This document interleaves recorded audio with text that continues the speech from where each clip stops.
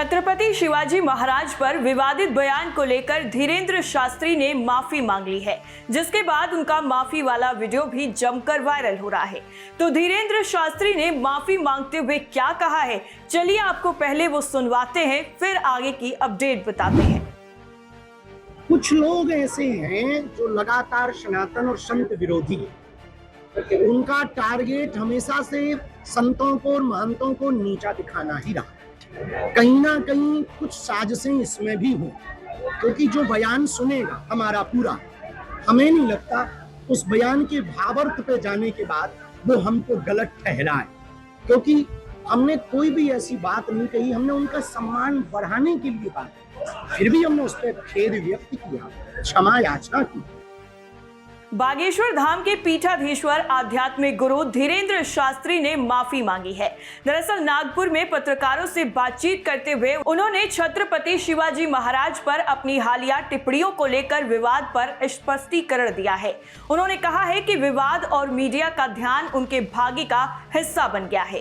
धीरेंद्र शास्त्री ने कहा कि नागपुर में जब भी हम आते हैं कुछ ना कुछ हो ही जाता है। पिछली बार हमने कुछ नहीं कहा था, फिर भी विवाद खड़ा हो गया। इस बार हमने सम्मान के बारे में सकारात्मक बातें की कि छत्रपति शिवाजी महाराज कितने संत तुल्य और समर्पित थे, लेकिन उन्हें गलत तरीके से पेश किया गया। धीरेंद्र शास्त्री ने कहा कि उन पर शिवाजी महाराज का अपमान करने के आरोप से उन्हें पीड़ा हुई है। आगे धीरेंद्र शास्त्री ने कहा कि वो शिवाजी का अपमान करना तो दूर, सपने में भी किसी को छत्रपति शिवाजी महाराज की आलोचना करते नहीं देख सकते। हिंदू राष्ट्र का उनका संकल्प हिंदवी स्वराज की अवधारणा से प्रेरित है। धीरेंद्र शास्त्री ने समझाया क्या था मतलब। धीरेंद्र शास्त्री ने दरअसल कहा है कि वो छत्रपति शिवाजी महाराज की संतों, महंतों और देवी तुलजा भवानी के प्रति श्रद्धा को रेखांकित करना चाहते थे। उन्होंने ये भी कहा कि समर्थ रामदास ने शिवाजी महाराज द्वारा दिए गए मुकुट को वापस उनके सिर पर रखकर उन्हें शासन जारी रखने की सलाह दी थी। धीरेंद्र शास्त्री यहीं पर नहीं रुकते हैं, वो आगे अपने बयान में भी कहते हैं कि कुछ लोग लगातार सनातन और संतों का विरोध करते हैं। उनका मकसद संतों और महंतों को नीचा दिखाना है। ये भी संभव है कि इसके पीछे कोई साजिश हो, क्योंकि जो कोई पूरा बयान सुनेगा और सही अर्थ समझेगा वो इसे गलत नहीं मानेगा।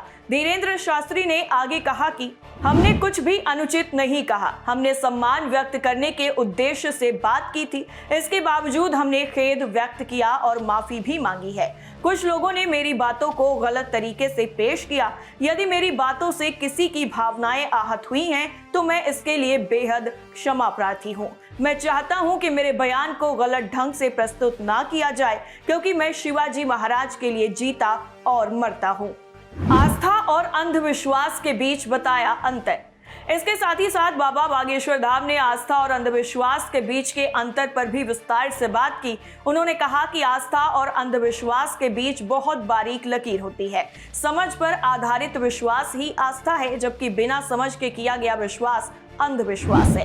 हम कभी ये नहीं कहते कि लोग हमारी पूजा करें। हर सभा और हर प्रवचन में हम स्पष्ट रूप से कहते हैं कि हम लोगों को खुद से जोड़ने के लिए नहीं, बल्कि उन्हें भगवान बालाजी हनुमान से जोड़ने के लिए है।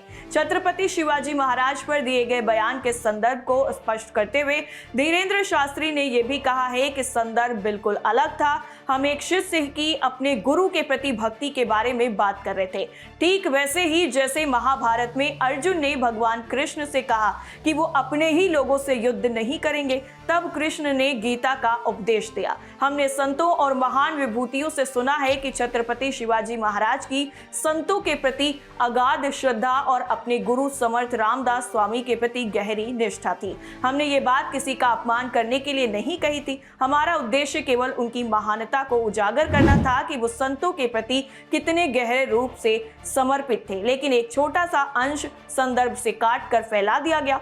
आपको बता दें कि धीरेंद्र शास्त्री ने जब अपना बयान दिया था पहले वाला, उसके बाद उनका जमकर विरोध हुआ था। महाराष्ट्र में लोगों ने उनकी फोटो लेकर खूब विरोध किया था और साथ ही साथ उनकी फोटो पर चप्पल भी मारे थे, जिसका वीडियो भी सोशल मीडिया पर खूब वायरल हुआ था। आपको कैसी लगी ये खबर कमेंट करके हमें बताइए। बाकी तमाम देश दुनिया की खबरों के लिए आप बने रहिए TV7 भारत के साथ। नमस्कार।